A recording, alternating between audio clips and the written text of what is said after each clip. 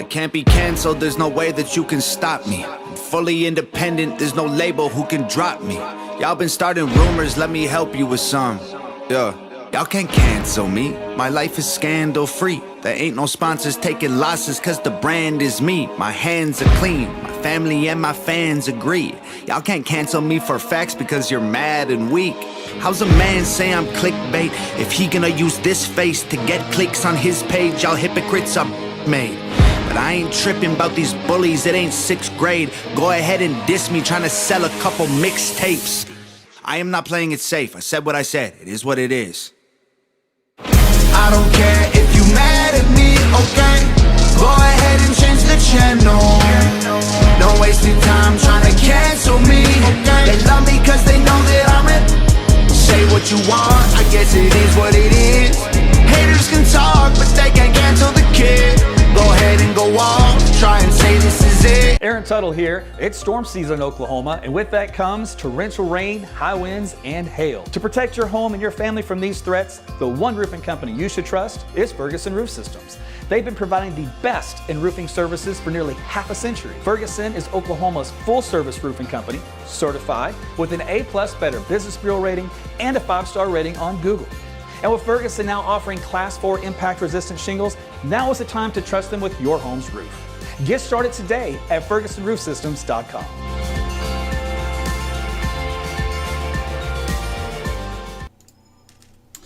Hey everyone, Meteorologist Aaron Tuttle back with you. It's just about 12 o'clock. Let's take a look at your forecast here for the remainder of today to see if we're still going to be dealing with some severe weather. So you've come to the right place, so thanks for joining me. As always, please like and share and comment on this video so that it trains Facebook's AI system to know that you want this information. Same thing goes for YouTube and Twitter Live. You can also sign up to get notifications, tap the bell, tap the whatever to say, hey, let me know when AT goes live. All right, so let's get on with the program, shall we? First thing I want to talk about is the fact we got some clouds out there. A lot of clouds.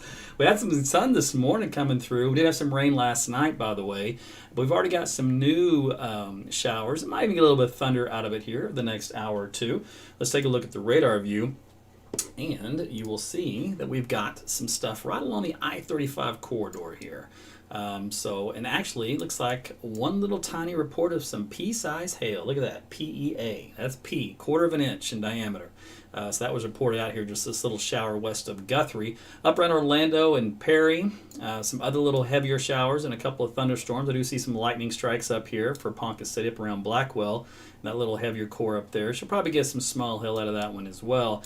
But these are kind of working their way up to the north. They've been developing on the north side of Oklahoma City. So if you look here right in the town, there is a light shower here around Yukon, and then running right up Broadway Extension into Edmond. Then you have back out here toward Arcadia. So we're kind of on the southern end of where these little bubble up isolated showers are going to be developing for the next couple of hours, and most of them making their way northward into north central Oklahoma here in the short term. Now down south there is some more rain along the Red River from Ardmore south and west into Dallas-Fort Worth area. Some thunderstorms down there as well. We're going to show you the big picture of that here momentarily. Here is a look at the satellite picture, which does show our upper level low pressure system right here, and then out ahead of it, it usually pipes in little disturbances that rotate through, and any one of these can help to trigger clusters of showers and storms. And if we look, we do see a big cluster right here into Texas. Here's another little small one going through Houston. The residual outflow boundaries all over the place here from Oklahoma, up into Kansas. A lot of just instability in general, just kind of scattered out and about. So there's really no rhyme or reason. There's no focal point. It's just a free-for-all when this stuff gets going. But the favorite areas in this pattern seem to always be out here in the Panhandle area, northwest Texas, which then moves down into this region. And then eventually we're going to get something here in Oklahoma, but like we have this morning, we have a little region here. But otherwise, we've been fairly quiet considering what's been going on around us. But this system is very weak, and I'll show you how you can tell it's weak other than just kind of what you're seeing there in a second. Here's a look at rainfall totals that happened overnight and into the early morning hours before they fell apart. So we did get out a couple of tenths or so here in northwestern Oklahoma, up to about 1/2 inch to 1 inch in some places, and some of those heavier thunderstorms as they rolled in after midnight, and then down south as well in far southern Oklahoma. Now the last couple of days, We've had some pretty decent rainfall. Here's the spot up here in Osage County.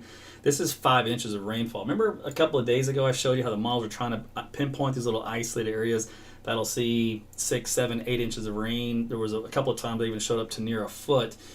Just because it doesn't take much of a pattern like this to get rained on, they just won't stop. And when that happens, you get these little isolated spots. There's one down here, one down here. And we're getting a couple of more of these before the week is said and done. But overall, we're looking more of what you see on the map, which is a lot of green for 1 to 2 inches of rainfall.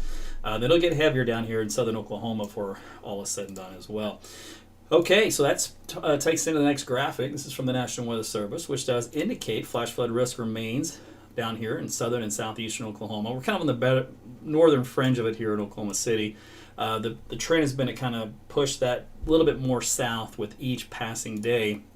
Storm Prediction Center has issued an outlook for severe storms.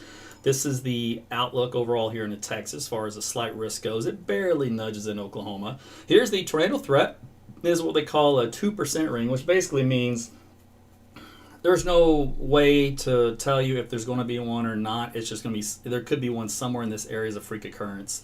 So that's kind of how that stacks up. And that's because everything revolves around outflow boundaries and timing and with things as muddled as it is overall, too chaotic, you really can't get those type of specifics in this pattern. So it's a broad brush green paint job here for the eastern half of Oklahoma all the way down south into Texas. Don't worry too much about it, but it is on the table. Down here in the south left panel, bottom left, is the hail, which is heavier down there in Texas, and the damaging wind also down there in Texas. Now, I talked about how the strength of the system matters.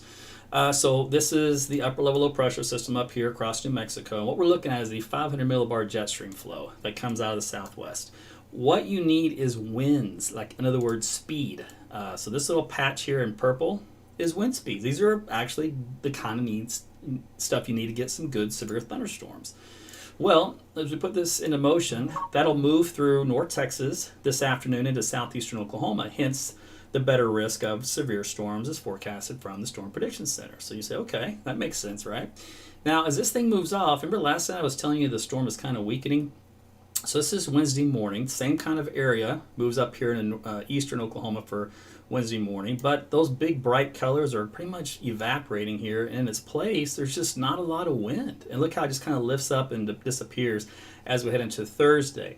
Now this little secondary batch here is because there will be a little baby upper level low that works its way in from South Texas and runs due north right up I-35, and so that will help to pick up the winds a little bit with that out ahead of it and also produce a little bit more precipitation for Thursday. You can see that kind of moves through the eastern parts of the state.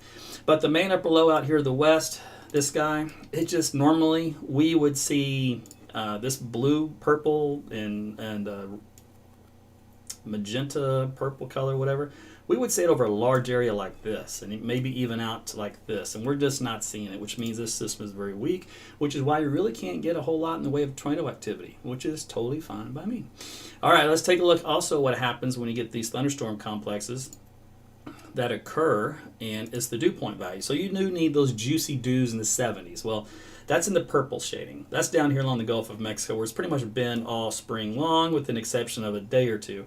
So we head into this afternoon. Look how it tries to run into Oklahoma, but then as these storms develop into Texas, watch this area here where you see these lighter colors. These are low 60 dew points. Remember, the purple is the low 70s. For tornadoes this time of the year, you really would like to get closer to 70 than you do in the 60s, especially for Oklahoma. But as we go through time, look, it just keeps eating away at those 70s. They never get here. Storm system after storm system after storm system down there in Texas. So that robs us of some of the ingredients that we need to get some rain around here.